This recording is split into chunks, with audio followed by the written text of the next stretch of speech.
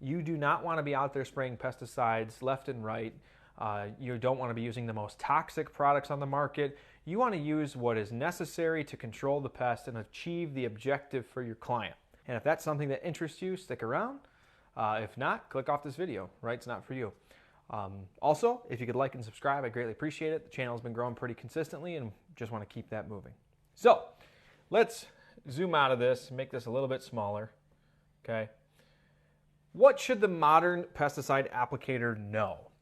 The modern pesticide applicator has a baseline. Baseline info.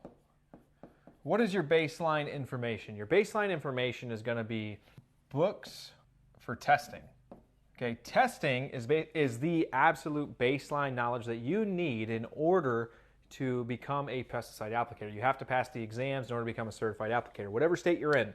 And various states, I mean, it changes. Some states have 75 questions for the exam, some have 50. Some states make it to where you have to wait 90 days before you can retake exams. Some states make you go and perform in-person assessment in front of a board of people. So every state's different, but the baseline of information is going to be the books for the testing, okay? But let's go a little bit beyond that, okay? The modern pesticide applicator is not someone who is going to nilly-willy broadcast chemicals across the property. So that brings us to the next point of what we need to know. You need to know about your pest, which would be life cycles, growing degree days.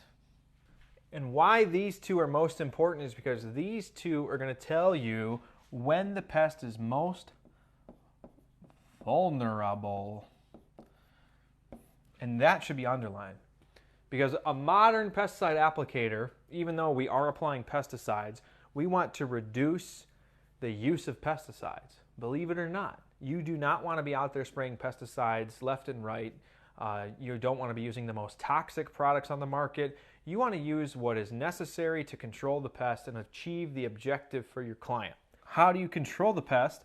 You understand its life cycles, which you can determine through growing degree days, and then that will tell you when it's vulnerable.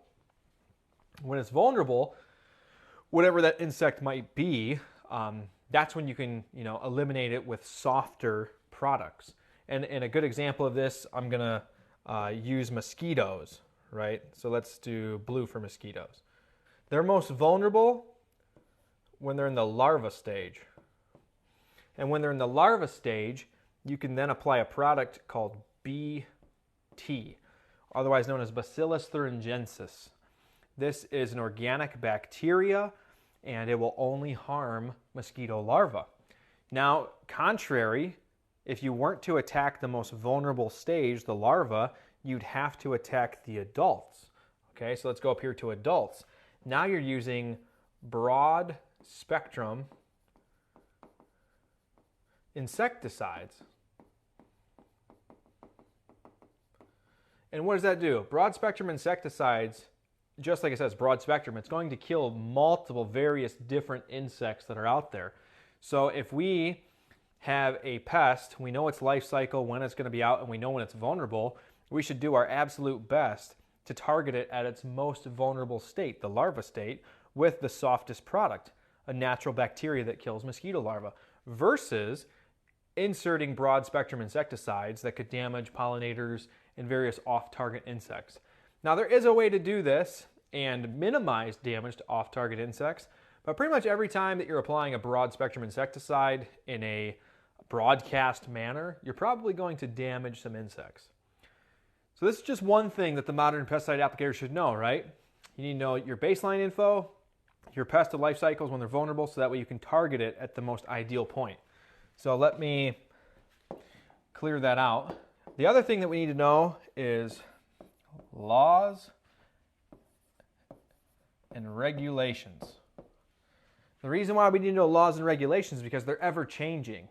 When you are doing pesticide work, the governments around you that dictate the laws and regulations of your state, of your city, of your county, they can be adjusting these anytime they want.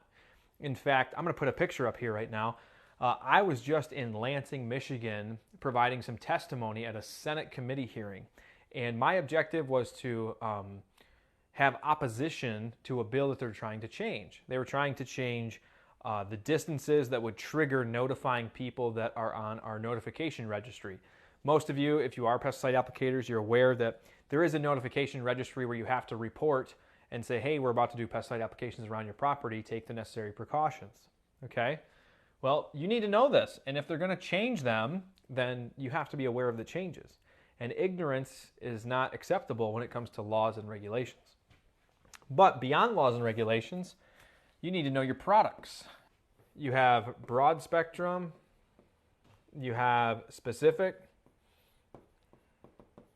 So specific targeting like BT, it's a very specific bacteria that affects it. You have systemic, and then you have contact. And you're going to want to use these various things for various purposes, right? If you're trying to kill all insects, say in a perimeter pest control, I'll use yellow for this. In a perimeter pest control setting, you might want to use broad spectrum, right? Because you don't want any insects to get into the house. So a broad spectrum insecticide is, ideal for you, right? It keeps out all the cockroaches, all the ants, all the spiders, whatever that might be. But you might desire that. You also might want something specific like BT, okay? You might want something systemic. Systemic might mean imidacloprid. Imidacloprid for scale, right? You want something inside the plant so that way when the scale is sucking stuff out of that plant material, it comes into contact with this insecticide and it dies. Or you might want contact where you use BTK for something like spongy moth. But then if you miss the timing to apply BTK for spongy moth, you might actually stop this and come back to an insecticide like a product called Lepitec. Lepitec's an organophosphate. Organophosphates are cholinesterase inhibitors. And so this is a softer product that achieves the goal, but if you miss the timing due to the vulnerabilities of these insects, you need to switch what you're going to be using.